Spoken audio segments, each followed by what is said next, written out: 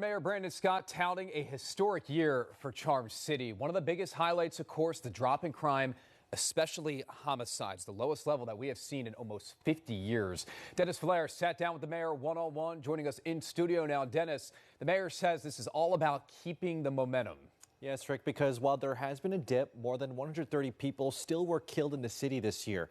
Whether it be crime, tackling the city's problem with vacant properties, or any other issue, Mayor Brandon Scott says it's important to acknowledge the progress, but to also build on it.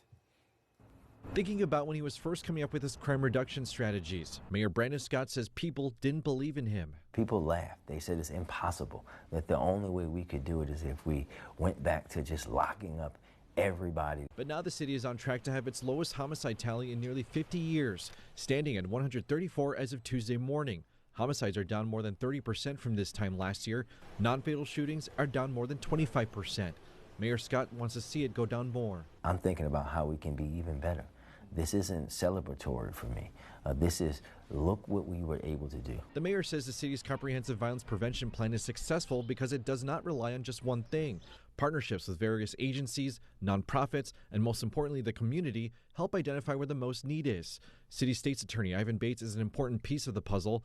Mayor Scott says despite Bates saying he's going to sever ties with the mayor's Office of Neighborhood Safety and Engagement, or MONSE, the two are still ironing out those issues. The stuff that folks saw did not stop the police department from sending cases to the state's attorney, and it did not stop the group violence reduction strategy. The mayor is still working to expand the GVRS to the whole city, as well as continue to bring down the number of vacant properties, which he says stands at 12,300, a 24% reduction from 2020. He's also betting big on making major infrastructure investments next year. He's hoping for help on all of these issues from the upcoming General Assembly's legislative session, even as lawmakers will deal with a $1.4 billion budget gap.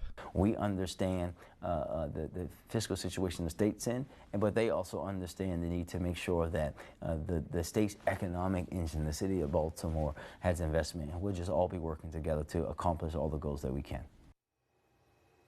We've seen how Mayor Scott's been having a big national profile this year. I asked him if he's thought of any kind of national office or position.